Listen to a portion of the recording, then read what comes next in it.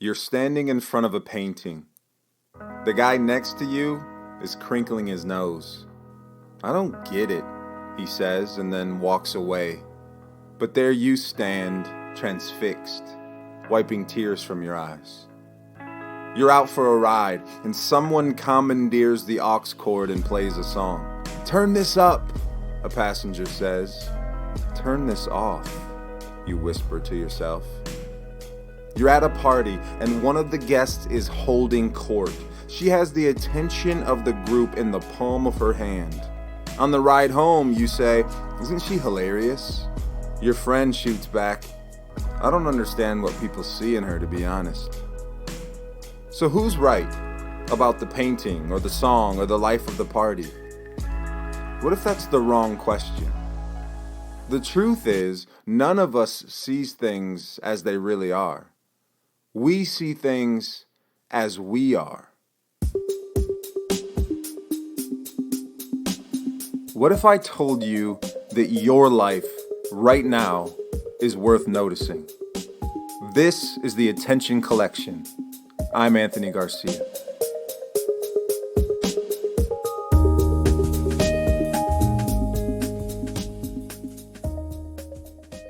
So I want to explain what I mean when I say we don't see things as they are. We see things as we are. But in order to do that, I need to talk about Mantis Shrimp for a minute. But before I can even talk about Mantis Shrimp, we have to go back several years. So go with me.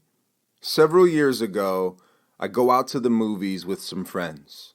And we're in the lobby of the movie theater. We're waiting to go in and get our seats. And we're checking out the movie posters. And a friend of mine is staring off into the distance. And for a little bit, I let this happen. But then I'm wondering what in the world he's looking at. So I say, "Bro, what are you doing right now?" And he says, "I'm looking at that poster." And I say, "Which one?" And he says, "The purple one." And so naturally, I'm looking around for the purple movie poster. The only problem is there isn't a purple movie poster in the whole lobby. I see yellow, I see blue, I see red. I say, "Man, where's the purple poster?" And he says, "Right there." And he's getting a little irritated. And so I follow his finger line and I land on a red poster in the distance. And I say, "You mean that poster right there?" And finally, we agree we're talking about the same poster. And so I say, "Man, that poster is not purple, it's red." To which he responds, "Oh, well, yeah, I'm colorblind." Now, this isn't something you just drop from the sky on a person who's known you for years. This is like some foundational first week of knowing somebody kind of stuff. We'd been friends for years, and it had just been explained to me that he was colorblind. And so suddenly everything's making sense. Some of his wardrobe choices over the years were starting to make a lot more sense. But I had this moment where I'm like, you learn something about somebody in an instant that changes things. And so I've often thought back on that conversation and on that realization about my friend and looking at a rainbow thinking he can't see all the beauty that I get to see. And to be honest, I've considered that unfortunate. And as I've thought about myself and my ability to see the world in all of its beautiful colors and textures, I've considered that fortunate. And I had this ridiculous, naive notion right up until the time a few years ago when I learned about the Mantis Shrimp. Have you heard about the Mantis Shrimp? If you haven't, Google the Mantis Shrimp. It is not only beautiful, it is incredibly deadly. It is a force to be reckoned with. But in case you're wondering if this podcast switched over to National Geographic, fair enough. Give me a moment and we'll move on. So the average human eye has about 3 different types of photoreceptor cells. The mantis shrimp has between 12 and 16 per eye. That means it can see colors we can't even comprehend, colors we've never even imagined or dreamed of. So as I looked at my poor friend who was colorblind, thinking, how fortunate am I, what I was really revealing is how naive I truly am. Because the truth is, I haven't seen the world as it truly is. Totally blind, colorblind, or 20/20 vision. We are all limited by our lens. Okay, let's try this. I want to tell two stories, and I want you to hold them side by side in your brain and determine which one is right. Okay? Story one. I once saw a man stumble out of a shopping mall into the rain. And when he realized the weather situation, he looked up to the clouds and flipped off with both hands, I'm assuming Mother Nature, and then stormed towards his vehicle. It's a visual I'll have in my mind, hopefully, for the rest of my life. Story two. A woman walks up to me, smiling, and says, "What a beautiful day." And I look over to a bank of windows, and here's what I see. Cloudy, dreary, dark, rainy, soppy, muddy ground, cars sloshing by, and I have to look at her face and then look back at the situation and look back at her face. She's smiling and the rain is pouring, and I just thought, beautiful day. So who's right? Was it the guy who stumbles out into the rain, flips off Mother Nature, and then gets about his business? Or was the lady who saw a beautiful day right? There's no way to answer that question because it's a matter of perspective. Same kind of weather, completely different response. This is why no one ever watches the same movie. No one ever hears the same song or reads the same poem. No one ever leaves the same conversation.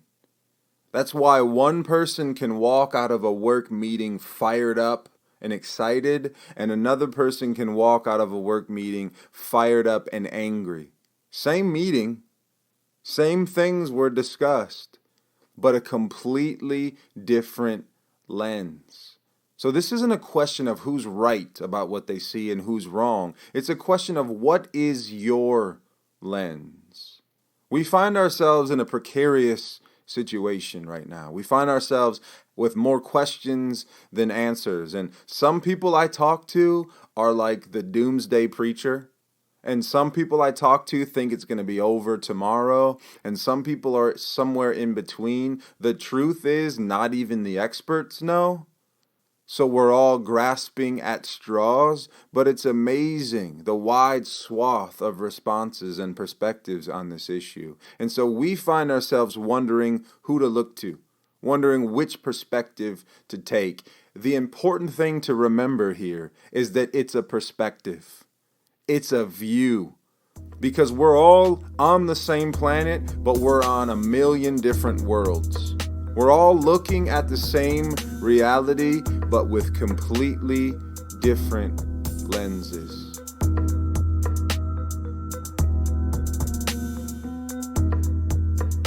Wayne Dyer used to say, when you change the way you look at things, the things you look at change.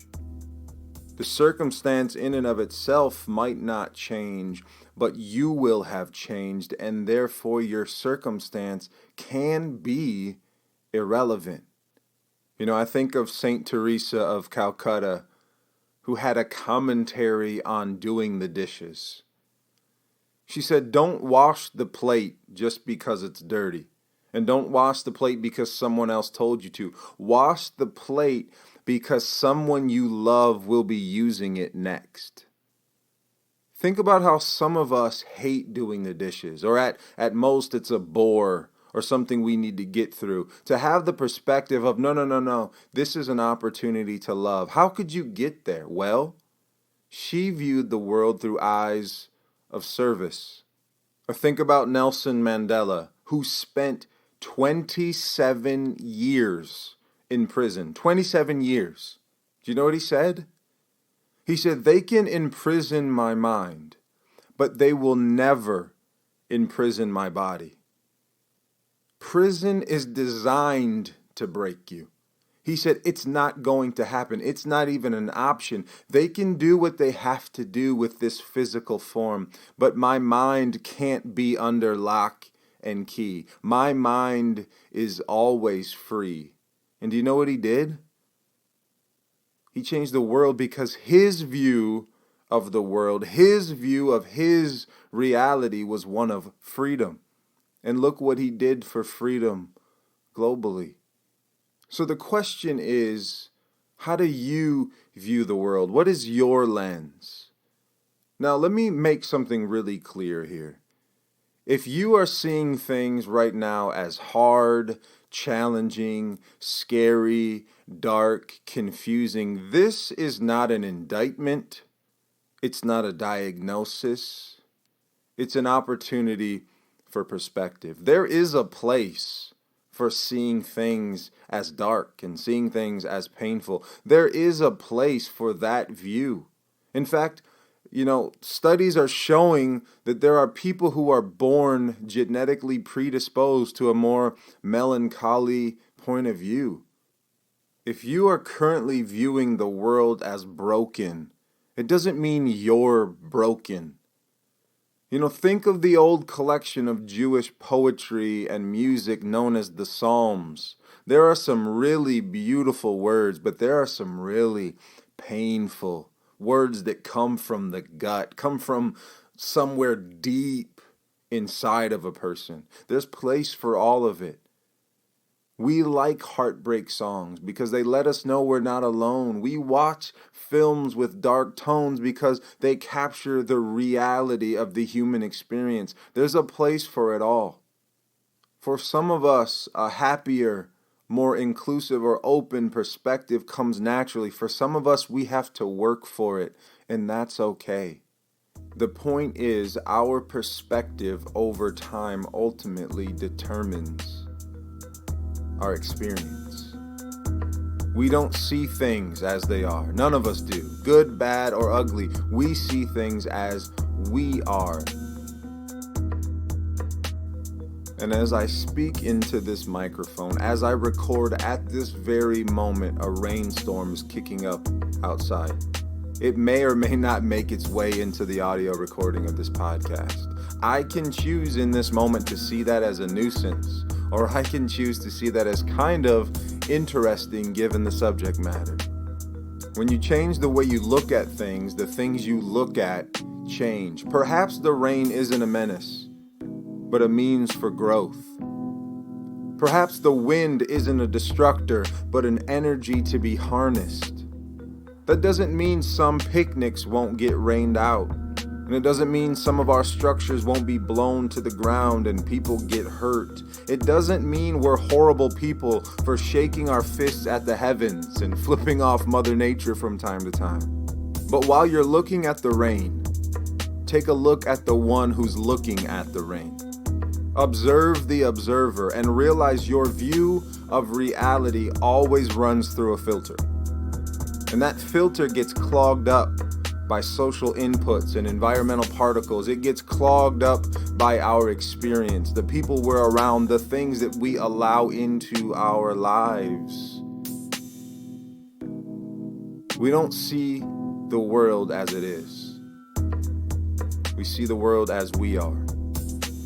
And although our physical vision is limited, whether we can't see at all or we nail eye exams, it turns out our internal perspective is ever expanding. We're more like Mantis Shrimp than we realized. And our capacity to see can change with our capacity to feel, to lean in, to listen, to open ourselves up to a bigger and broader perspective.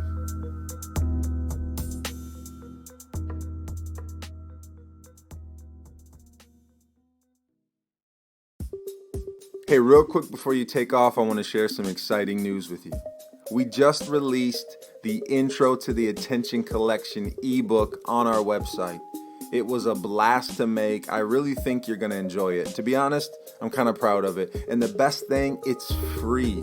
And I mean free. You don't have to put in your email. You don't have to sign up for anything. You click the link, you download and enjoy. And if you do enjoy, please feel free to share it as widely as you possibly can. The link is in the show notes. I hope you'll download and enjoy today. I'll talk to you next time. And oh yeah, did I mention it's free? Come on, go to the link.